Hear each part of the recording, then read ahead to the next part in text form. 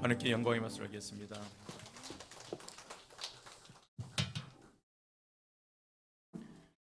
뉴욕의 한 교회에서 아주 오래전에 있었던 일입니다. 한 할머니가 예배가 끝나갈 즈음에 손을 번쩍 들면서 이렇게 말합니다. 목사님, 죄송하지만 마지막으로 딱 한 번만 강단에 나가서 간증하게 좀 해주십시오. 할머니의 마음이 너무 간절해서 목사님이 허락을 하자 할머니가 앞으로 나가서 얘기를 시작합니다. 저는 1860년 9월 19일 이 교회 바로 앞에 있는 한 노예 시장에서 노예로 팔려가기 위해서 다른 여러 명의 노예들과 함께 있었습니다. 이윽고 노예를 사려는 사람들이 모이자 우리를 팔아 넘기기 위해서 경매가 시작되었습니다. 그때 내 스스로 나는 어디로 팔려갈까? 내가 팔려갈 집 주인들은 정말 좋은 사람일까? 나를 학대하고 나를 짐승처럼 대하는 것은 아닐까? 과연 내 운명은 어떻게 될까 하면서 불안과 초도 속에 벌벌 떠고 있었습니다. 그런데 이때 이 교회에서 사람들이 예배를 마치고 나오기 시작했습니다. 그리고 그중 한 점잖은 심사분이 오시더니 나를 800불을 주고 사는 것이었습니다. 이분은 나를 해방시켜 주시면서 이제는 당신은 자유인이 되었으니 집으로 돌아가도 좋다라고 말씀하신 것이었습니다. 나중에 알고 보니까 이분은 이 교회의 목사님이셨습니다. 그날 예배 시간에 우리가 지금은 노예 문제를 다 해결할 수 없지만 이번 주일날 한 사람의 노예라도 해방시켜 주자고 의논되어 노예 한 사람을 사게 되었는데 거기서 바로 내가 선택되었습니다. 그날 이후로 나는 그날의 감격과 기쁨을 한 번도 잊어본 적이 없습니다. 지금부터 약 70년 전의 일이지만 그날의 상황들이 지금까지 생생하게 떠오릅니다. 그래서 저는 지금까지 하나님께 감사를 드리며 이 교회도 너무나 감사하고 도무지 이 은혜를 잊을 수 없어서 한평생 이 교회를 섬기고 기도하면서 제가 할 수 있는 모든 것을 다 바쳐서 나름대로 섬겨왔습니다. 이제 저는 얼마 안 있으면 하나님께로 갈 것입니다. 저는 너무나 미천한 사람이지만 이제 제가 하나님의 품으로 가기 전에 여러분들에게 꼭 이 말씀을 드리고 싶었습니다. 제가 이렇게 노예에서 해방되어 그 은혜를 도무지 잊을 수 없어서 한평생 감사와 기쁨으로 하나님을 섬기고 나를 해방시켜준 이 교회의 감사함으로 섬겼던 것처럼 우리는 모두 예수 그리스도의 보혈로 구원받고 다 죄와 사탄의 노예에서 해방된 사람들이니까 우리가 받은 은혜가 얼마나 놀랍고 영광스러운 것인지를 잊지 말고 감사와 기쁨으로 주님과 주님의 교회를 섬기며 살아가셨으면 좋겠습니다. 그러면 여러분의 인생이 정말 아름답고 감사와 기쁨과 은혜가 넘치는 삶이 될 것입니다. 그렇습니다. 우리는 세상의 모든 헛된 것들과 모든 죄와 마귀 사탄으로부터 너무나 귀하고 영광스러운 주님의 그 보혈의 피로 대속함을 받은 엄청난 은혜를 입은 사람들이 저와 여러분입니다. 믿으시면 아멘요. 세상에서 사람의 노예로 있다가 해방되는 것도 이와 같이 감격스럽고 감사와 기쁨과 은혜가 충만하고 평생 잊을 수 없고 평생 갚아도 다 갚을 수 없는 은혜일진데 죄와 사탄과 지옥의 노예에서 건짐을 받은 이 은혜는 얼마나 크고 놀랍겠습니까? 사랑하는 여러분, 이 사순절이 끝나고 고난주간이 시작되는 오늘 다시 한번 예수 그리스도의 보배로운 피로 대속을 받은 이 엄청난 은혜를 기억하고 다시 회복하여서 하나님과 사람 앞에 귀히 여김을 받는 복된 믿음의 삶을 살아가시기를 주의 이름으로 축원드립니다. 오늘 본문 18절과 19절 말씀에 이렇게 고백합니다. 너희가 알거니와 너희 조상이 물려준 헛된 행실에서 대속함을 받은 것은 은이나 금이나 금같이 없어질 것으로 된 것이 아니요 오직 흠없고 점없는 어린 양 같은 그리스도의 보배로운 피로 된 것이니라. 아멘.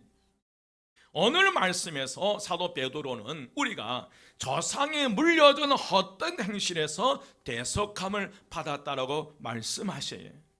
여러분, 조상이 물려준 헛된 행실이란 이방인들에게 쓰는 편지이기 때문에 우상 숭배를 말합니다.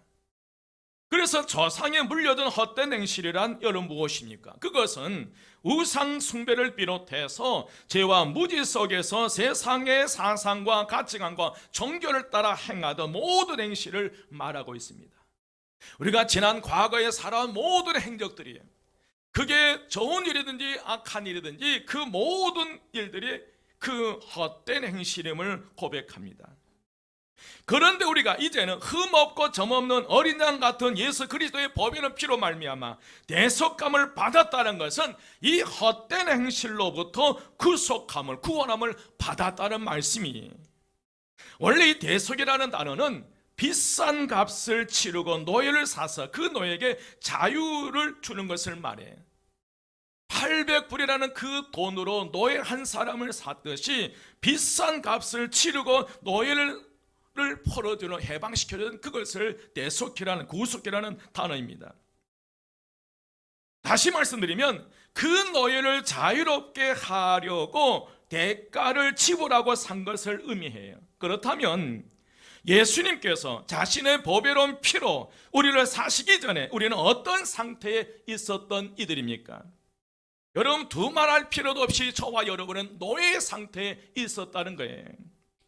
그렇다면 여러분, 오늘 저와 여러분 누구의 노예였습니까? 누구의 죄로부터, 어떤 죄로부터 얽매여 살아 오는 저와 여러분이었습니까? 그런데 우리가 예수 그리스도를 나의 구주로 영접할 때에 그리스도로 말미암아 우리에게 이루어진 가장 놀라운 사실은 바로 이 죄악의 노예된 상태에서 우리가 대속함을 입었다는 것이, 그리고 예수님은 이 일을 위해서 은이나 금으로 대가를 지불하지 않으시고 친히 예수님의 그 보혈의 피로 그 대가를 지불하셨다는 것이. 그래서 여러분, 예수님의 피는 생명과 영생을 주는 피예요. 여러분 그렇잖아요. 피가 부족하면 수혈해야 하잖아요. 수혈을 하지 못해서 죽어간 사람들이 있잖아요. 여호와 증인들 종종 보면 자신의 종교적인 신념에 따라서 수혈을 거부해서 스스로 죽음을 선택하는 분도 있더라고요. 여러분, 피는 생명이에요. 그런데 그 피 생명을 저와 여러분을 살리기 위해서 그 생명과 바꾼 이들이 바로 저와 여러분이에요. 여러분 옆에 분에게 그래도 우리가 피값은 하고 살아가십시다. 여러분 그렇잖아요. 여기 앉아있는 여러분들은 정말 예수 그리스도께서 여러분을 살리기 위해서 십자가 위에서 피 한 방울 남기지 않고 피를 그 생명과 맞바꾼 분들이 지금 여기 앉아 계신다는 거예요. 그분이 누구라는 거예요? 저와 여러분이에요, 여러분. 그래서 여러분, 예수님의 피는 생명과 영생을 주는 피고 우리는 그리스도의 보배는 피로 말미암아 구원함을 받은 줄 믿습니다. 여러분 아멘이지요. 그러면 그리스도의 보배는 피로 말미암아 되속함은 은혜를 체험한 우리는, 그럼 우리는 어떤 삶을 살아가야 할 것인가? 우리가 어떤 삶을 살아갈 것인가? 그 첫 번째로 오직 예수 그리스도로 말미암아 하나님을 믿는 믿음으로 살아가야 될 줄 믿습니다. 무엇으로 살아가야 된다는? 하나님을 믿는 믿음으로요. 오늘 21절 말씀이에요. 너희는 그를 죽은 자 가운데서 살리시고 영광을 주신 하나님을 그리스도로 말미암아 믿는 자니 너희의 믿음과 소망이 하나님께 있게 하셨느니라. 오늘 사도 바울은 저와 여러분의 정체성을 정확하게 말씀해 주고 있습니다. 여러분, 저와 여러분 누구입니까? 예수 그리스도로 말미암아 예수를 죽은 자 가운데서 살리시고 영광을 주신 하나님을 믿는 자들인 줄 믿습니다. 누구로 말미암아요? 예수 그리스도로 말미암아 영광 가운데 죽은 자를 살리신 그 하나님을 믿는 믿음의 사람들이라는 거예요. 믿기 때문에 이 자리에 앉아 있는 줄 믿습니다. 그러면 여러분, 참된 믿음이란 무엇을 말씀하십니까? 바로 예수 그리스도를 구주와 주님으로 믿는 거예요. 사랑하는 여러분, 우리는 예수 그리스도를 말미암아 하나님을 믿어야 됩니다. 여러분, 지금 이 이단들의 이 교주를 따라갔다가 정말 비참한 인생의 삶을 살아갈, 마지막을 참 비참하게 끝난 이들이 얼마나 많은 거예요. 평생 동안 그가 신인 줄 따라갔는데 그에게 성폭행을 당하기도 하고요. 그 가족이 가스라이팅을 당해서 구속당하는 이들을 보면 아가의 동산을 보니까 그래. 온 가족이 그 안에 들어가서 속박당하고요. 여러분, 우리는 하나님을 믿어야 됩니다. 인간에서 만드는 신, 우상 숭배가 아니라 절대적으로 예수 그리스도로 말미암아 하나님을 믿는 저와 여러분 되시기를 주님으로 축원드립니다. 여러분, 우리는 예수 그리스도로 말미암아 하나님을 믿는 사람들이, 옆에 분에게 말씀하셔요. 우리는 하나님을 믿는 사람입니다. 그런데 언제 하나님을 믿어야 됩니까? 여러분, 언제 하나님을 믿어야 돼요? 지금이에요. 베드로전서는 고난과 박해가 찾아오는 시대 속에 살고 있는 그리스도인에게 보낸 편지예요.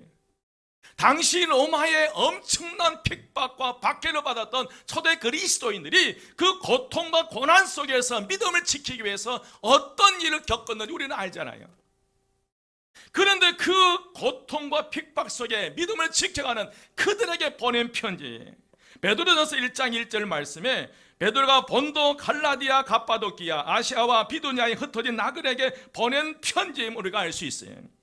여러분, 베드로는 1장 2절 말씀에서 이들을 향해서 곧 하나님 아버지의 미리 하심을 따라 성령이 거룩하게 하심으로 순종함과 예수 그리스도의 핏부림을 얻기 위하여 택하심을 받는 자들에게 편지하노니 은혜와 평강이 너희에게 더욱 많을지어다. 여러분, 1장 2절 말씀 함께 봉독하겠습니다. 베드로전서 1장 2절 말씀 다 같이 시작. 곧 하나님 아버지의 미리 하심을 따라 성령이 거룩하게 하심으로 순종함과 예수 그리스도의 핏부림을 얻기 위하여 택하심을 받는 자들에게 편지하노니 은혜와 평강이 너희에게 더욱 많을지어다. 여러분, 누가 예수를 믿어요? 하나님의 택하신 자들이 예수를 믿는 줄 믿습니다. 그들에게 예수의 보혈에 예수의 피가 뿌려진다는 거예요. 예수님은 온 세상 사람들 위해서 피를 흘리셨지만 그 피는 예수를 믿는 택한 자들에게 피가 뿌려진다는 거예요. 그리고 그 피가 뿌려짐으로 말미암아 믿는 자들에게는 하나님의 능력이 임하게 되어 있습니다. 안타깝게도 많은 사람이 예수 그리스도의 보혈의 의미를 모르고 살아가고 있습니다. 내가 죄인인 것을 느끼지만 어떻게 죄를 해결받을 수 있는지를 모른다는 거예요.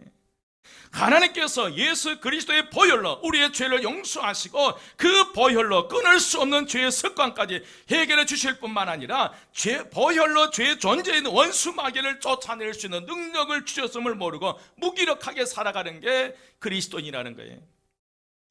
여러분, 교회만 다니는 교인 말고 예수 믿는 능력 있는 그리스도인이 되시기를 주의 이름으로 축원드립니다. 한번 따라서요. 교회 다니는 교인으로 머물지 말고 진짜 예수 믿는 능력 있는 그리스도인이 되십시다. 여러분, 이 땅에 교회 다니는 교인들은 많잖아 있어요. 그러나 정작 그들이 예수 그리스도 주님으로 고백하고 능력 있는 삶을 살아가고 있냐? 이것은 물음표예요. 의문이에요. 예수님의 보혈은 우리의 모든 죄를 사하는 권세와 능력이 있습니다. 예수님의 보혈은 우리의 죄악된 행실을 끊고 변화시키는 능력이 있는 줄 믿습니다. 예수님의 보혈은 악한 세력을 쫓아내는 능력이 있습니다. 그렇다면 여러분, 고난이 오지만 낙심할 필요가 없다는 거예요. 한번 따라서입니다. 고난이 오지만 낙심할 필요가 없습니다. 우리는 끝까지 예수를 믿어야 된다는 거예요. 여러분, 왜 그렇습니까? 예수님은 그분의 목숨을 바치시고 그 보배로운 피를 흘려서 나를 구원해 주셨는데 그 예수를 끝까지 여러분 믿어야 되지 않겠습니까? 여러분, 그 어떤 누구를 보십시오. 그 따르는 신도를 위해서 십자가에 죽는 이가 누가 있습니까? 그 어떤 교제를 보십시오. 여러분, 그 따르는 신도들을 위해서, 그들을 위해서 십자가의 위에 피 한 방울 남기지 않고 다 쏟아주는 이는 과연 누구입니까? 예수 그리스도밖에 없어요. 그 예수 그리스도를 주님으로 고백하는 저와 여러분 되시기를 주의 이름으로 축원드립니다. 여러분, 우리는 그 예수 그리스도를 말미암아 하나님께 소망을 두어야 합니다.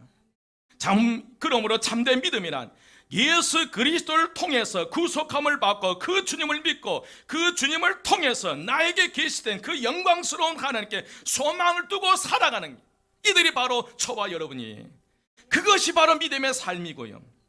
주님의 보혈은 피로 대속함을 받은 우리는 오직 하나님을 믿는 믿음으로 나아가는 그런 믿음의 삶을 살아가시기를 주의 이름으로 축원드립니다. 또한 그리스도의 보혈은 피로 말미암아 대속함을 은혜를 체험한 저와 여러분 어떤 삶을 살아가야 됩니까? 두 번째로 마음을 뜨겁게 서로 사랑의 삶을 살아가야 합니다.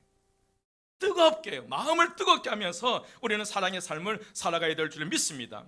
그래서 오늘 22절에도 보면 마음으로 뜨겁게 서로 사랑하라고 말씀하셨어요.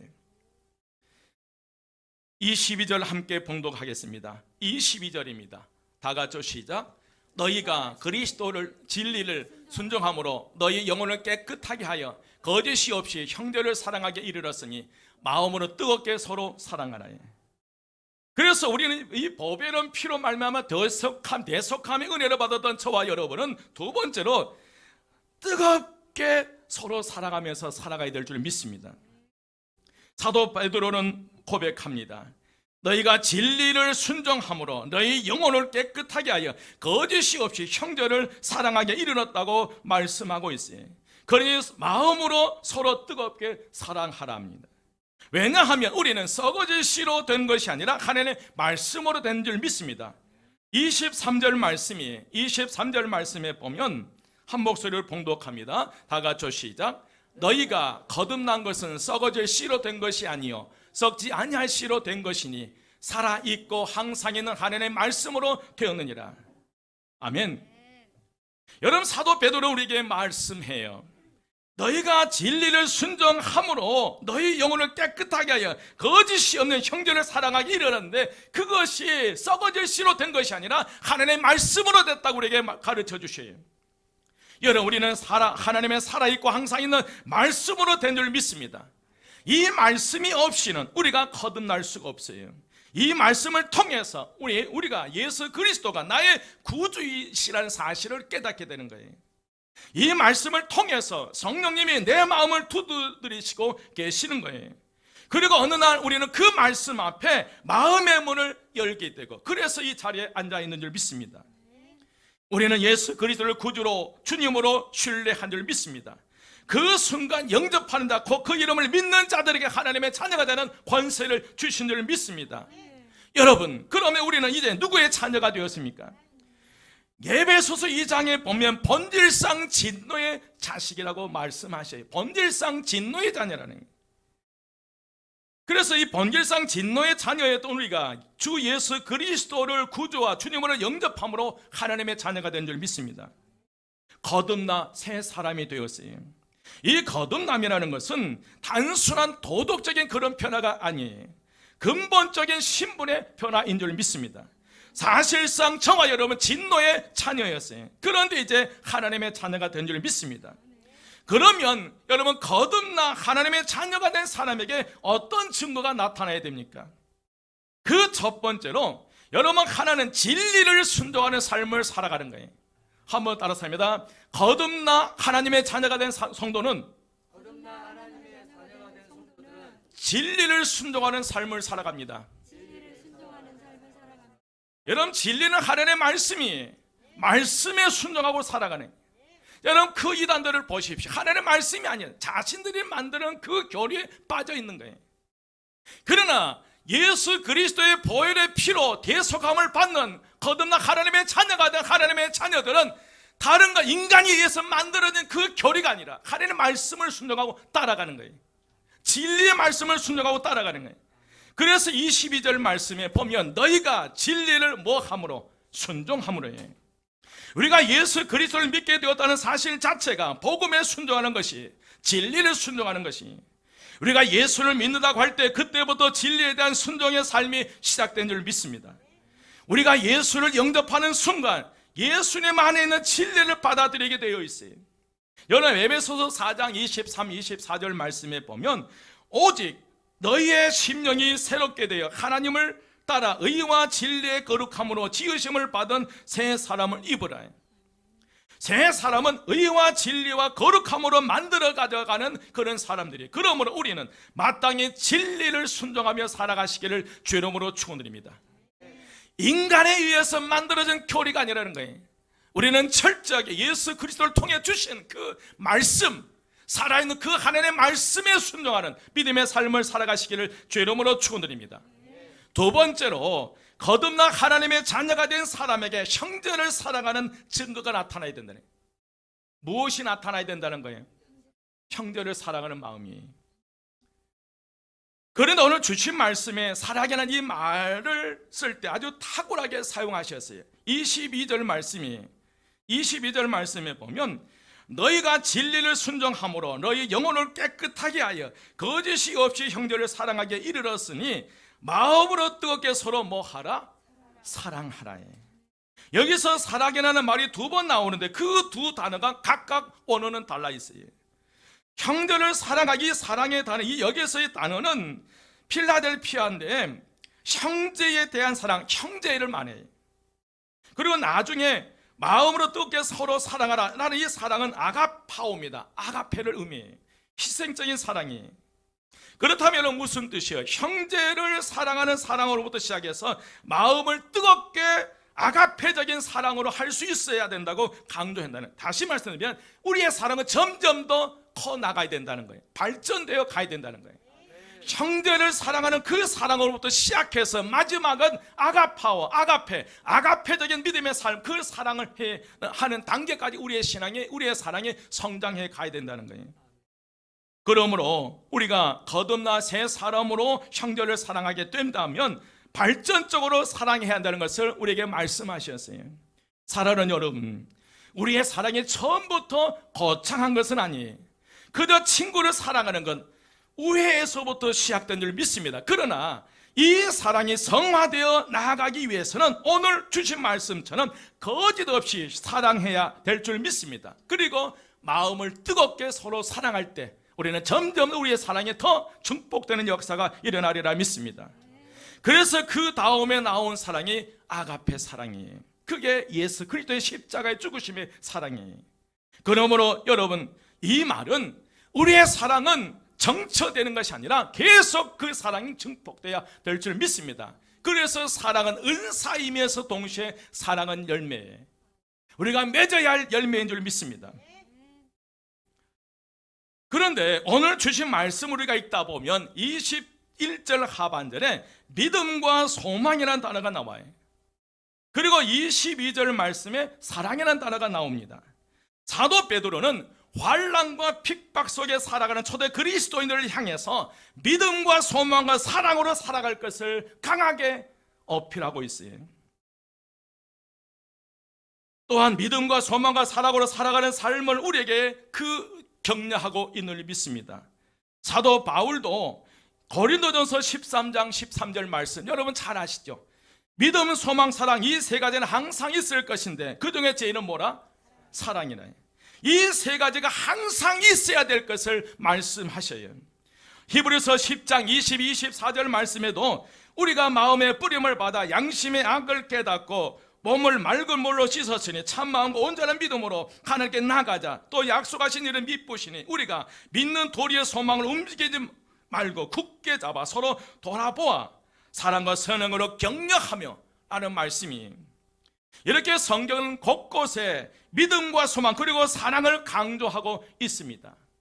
여러분, 사도 베드로는 이 베드로전서 1장의 영광스러운 장을 통해서 먼저 고난을 얘기하고요, 초대 그리스도인들이 로마에 의해서 핍박을 받는 고난을 얘기하고 이 박해와 고난을 대비하고 있는 성도들에게 어떻게 살아가야 할 것을 교훈하고 있어요. 여러분, 앞으로 오늘 저와 여러분이 무엇이 기다리고 있는지 알 수 없잖아요. 우리가 살아오면서 우리 평생에 코로나 같은 이런 바이러스를 만날 줄 꿈에나 생각했나요? 앞으로 우리가 살아가면서 더 큰 어려움에 부딪힐 수 있다는 거예요. 더 큰 어려움에 빠질 수 있다는 거예요. 그런데 우리가 어떤 고난이 기다리고 있느냐 하는 것이 중요한 것이 아니라 우리는 이러한 상황 중에서 어떤 삶을 살아갈 것인가, 그게 중요하다는 거예요. 초대 이 그리스도인들을 핍박 속에, 그 고난 고통 속에 언제 붙잡혀 죽을 줄 모르는 그런 죽음의 순간 속에서, 그 상황 속에서 어떻게 살아가야 될 것인가, 예수 그리스도로 말미암아 하나님을 믿는 믿음으로 살아가라는 거예요. 오직 하나님께 소망을 두고 그리고 믿는 사람들답게 뜨겁게 마음으로 서로 살아가면서 살아가는 것이 오늘 말씀이에요. 여러분 믿음으로 살고 소망으로 살고 그리고 성도들 간의 뜨거운 사랑으로 살아가야 될 줄 믿습니다. 고난에 처한 시대를 향한 사도 베드로의 메시지가 여기에 있다는 거예요. 내가 지금 어떤 어려움 속에 빠져들었냐, 지금 내 삶이 지금 어떤 그 어려움 속에 경제적인 어려움이냐, 사람과의 관계냐, 여러 가지 내가 지금 처해 있는 환경이 어떤 그 고통과 괴로움 속에 있냐, 그것보다 더 중요한 것은 그 고난 속에서 우리가 어떻게 살아갈 것이냐. 여러분 그 당시 그리스도인들이 직면하고 있던 위기와 박해 그리고 고난을 오늘 우리가 직면하고 있는 것은 아닐지 모릅니다. 하지만 그 형태를 달리한 고난 박해 위기가 오늘 우리 삶 속에서 있는 줄 믿습니다. 여러분 보면 신방하다 보니까 그 가정마다 기도 제목들이 있고요, 가정마다 드러낼 수 없는 어려움들이 있거나 고통과 괴로움들이 있더라는 거예요. 여러분 우리는 이런 상황에 어떻게 대처해 가야 됩니까? 나를 위해 내 보배는 피로 그 피를 흘리셔서 구속해 주신 그 예수 그리스도를 믿고 주께서 나의 위해 하늘나라에 예비하신 영광스러운 소망을 바라보면서 성령으로 거듭나 하나님을 아버지라고 부르는 믿음의 형제들에게 뜨겁게 살아가면서 살아가야 될 줄 믿습니다. 다시 정리하면 앞으로 우리의 미래의 삶이 2023년 또 내일 어떤 일이 날지 모르는 그런 상황 속에서 분명한 것은 세 가지입니다. 예수 그리스도로 말미암아 하나님을 믿는 믿음 안에 살아가시기를 주의 이름으로 축원드립니다. 어떤 환경, 조건, 괴로움 속에서 그 고통 속에 매몰되지 마시고 실패와 좌절과 절망 가운데 주저앉지 마시고 절망하지 마시고 그 자리에서 하나님을 바라보면서 믿음으로 승리하시기를 주의 이름으로 축원드립니다. 두 번째, 소망은 이 세상에 우리의 소망은 없다는 거예요. 여러분 이 나라의 정치 현실을 보십시오. 세계 어디를 봐도요, 우리가 피난할 수 있는 피난처가 없다는 거예요. 우리의 진정한 소망은 하나님께 도와야 될 줄 믿습니다. 그리고 예수 그리스도의 보배로운 피로 대속함을 받은 믿음의 사람들이 서로 격려하며 위로하면서 마음을 뜨겁게 살아가며 살아갈 때에 거기에 놀라운 믿음의 역사가 나타나리라 믿습니다. 옆에 분에게 마음으로 뜨겁게 사랑하겠습니다. 하나 더, 그리스도 안에서 마음으로 뜨겁게 사랑하며 살아가십시다. 2023년 종료주일, 이 고난주간이 시작되는 이 시점에서 주님께서 다시 한번 저희들에게 주신 말씀이 이거예요. 여러분 삶이 불안하십니까? 두렵습니까? 하나님을 바라보십시오. 예수 그리스도는 말미암아 그 피 생명을 주시면서까지 우리를 살리신 그 예수 그리스도는 말미암아 온 우주 만물을 창조하신 하나님을 믿는 믿음 안에 살아가시기를 주의 이름으로 축원드립니다. 하나님께 소망을 두십시오. 저와 여러분 자녀들의 미래는 우리의 생각에 달려있는 것이 아니에요. 사람이 아무리 마음으로 계획할지라도 그 걸음을 인도하신 분은 하나님이세요. 저와 여러분 미래는, 저와 여러분 우리의 자녀들의 미래는 하나님께 달려있어요. 하나님께 소망을 두시고요, 가족이 됐든지 누구 됐든지 그리스도 안에서 하나님의 자녀답게 뜨겁게 사랑하며 살아가시기를, 그래서 형제의 사랑으로부터 시작해서 아가페적인 사랑의 단계까지 나아가시는 오늘 저와 여러분 되시기를 주의 이름으로 축원드립니다. 기도하겠습니다. 부활이여 생명이 되신 우리 주 예수 그리스도의 은혜와 하나님의 크신 사랑하심과 성령님의 감화 감동 충만 역사하심이 2023년 종료주일을 맞이해서 다시 한번 주님의 보혈로 정결하게 씻음을 받아 새로운 믿음의 삶을 살기로 다짐하고 결단하는 우리 모든 성도들 머리 위에 지금부터 영원까지 함께 하시기를 간절히 축원드리옵나이다. 아멘.